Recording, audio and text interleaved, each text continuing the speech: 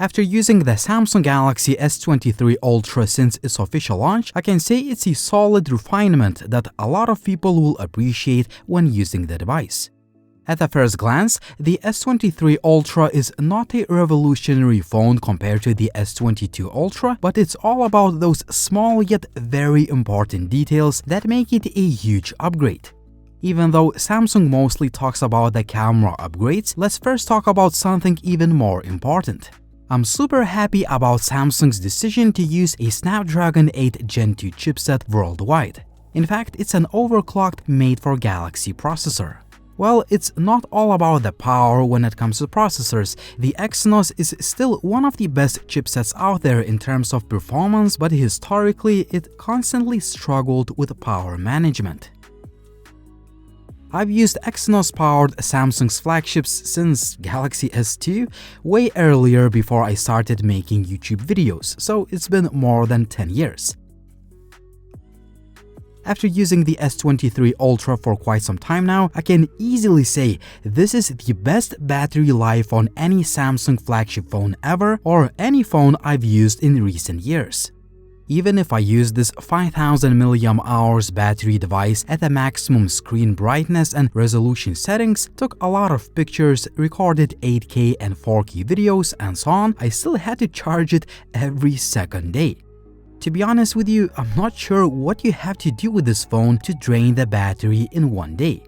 If you are a light user, the S23 Ultra can be even a 3-day battery phone. The best endurance I've seen on any phone in recent memory. In terms of screen on time, you will easily get 8 or even 10 hours depending on the brightness setting. For instance, if you use the phone just for social media at about 60% of screen brightness setting, you'll be able to get about 20 hours of screen on time. However, a 45 watts wire charging speed is still way behind the competition, but it's still plenty fast for most users. The full charge takes just about 1 hour.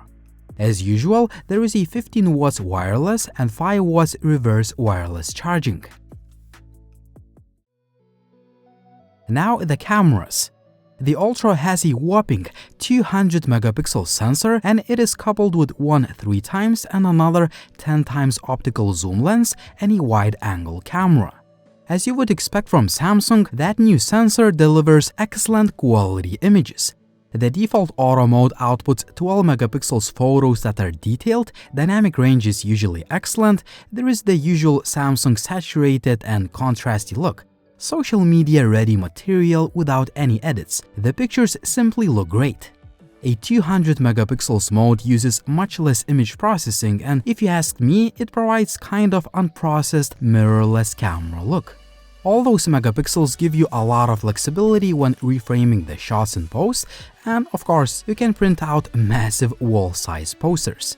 Just like last year, the S23 Ultra has probably the most versatile camera system. I love the quality of the wide-angle camera, 3 and 10x optical zoom photos look very good. Even some of the 30x zoom photos are usable, and while I didn't take 100x zoom pictures of the moon, I found it very useful in certain situations. Don't expect stellar quality all the time, but some of the shots look surprisingly good. The portraits usually come out nice with excellent edge detection and pretty accurate skin tone reproduction, selfies are nice and sharp, and selfie portraits are social media ready out of the box. Night mode is available on all camera lenses and it produces excellent quality shots with plenty of detail, sharpness, and very minimal noise.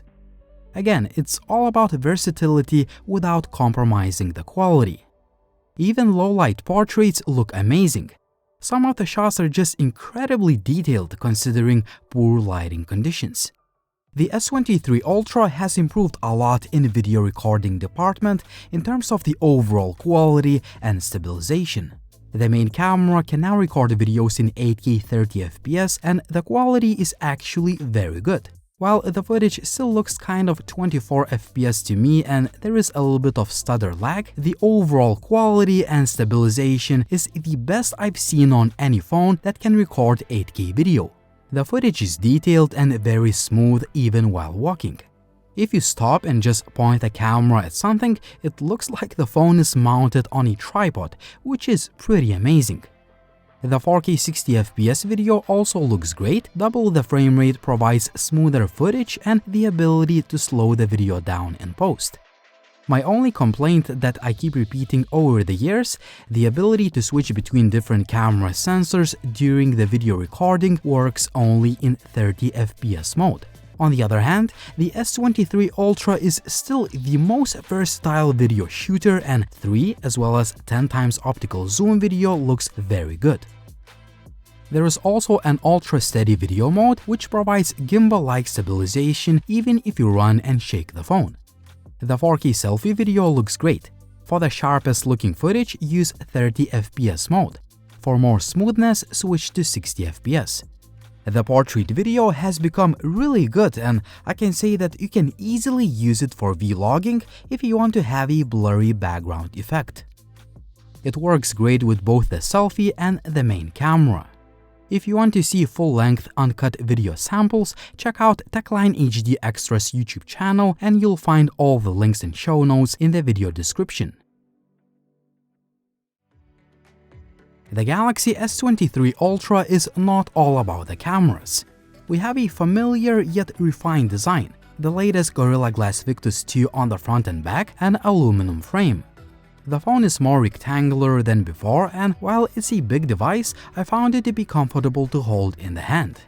The build quality is top-notch, the buttons are great, IP68 water resistance is still here, and the Ultra still has the best display on any phone if you ask me. This 6.8-inch 120Hz WQHD+ AMOLED panel can reach 1750 nits of peak brightness and is the usual Samsung Gold standard screen, beautiful to look at in any lighting conditions.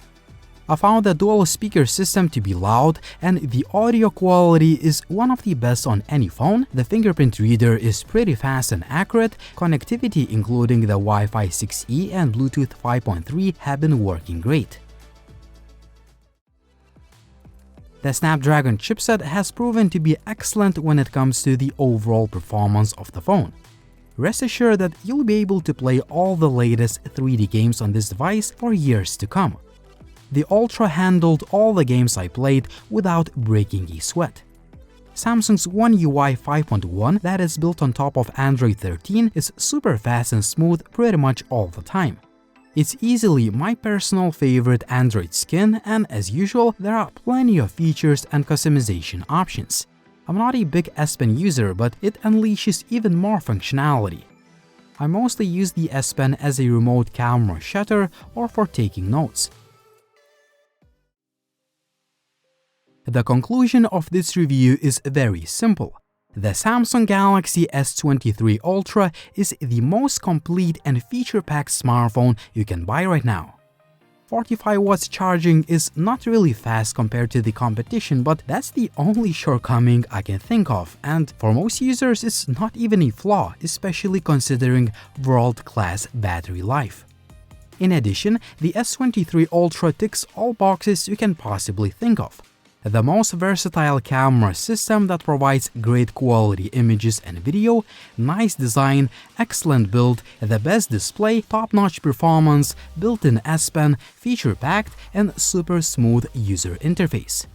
To sum up, the Samsung Galaxy S23 Ultra has pretty much no compromises, and thus we can even say this is the best smartphone in the world right now. I mean, it's really that good. What do you think about the Galaxy S23 Ultra? Would you buy this phone or would you choose another device? Tell me in the comment section down below what you think. Also, please like the video if you liked it, please subscribe to the channel if you haven't already, and as always, it was Linus, thank you for watching and see you soon.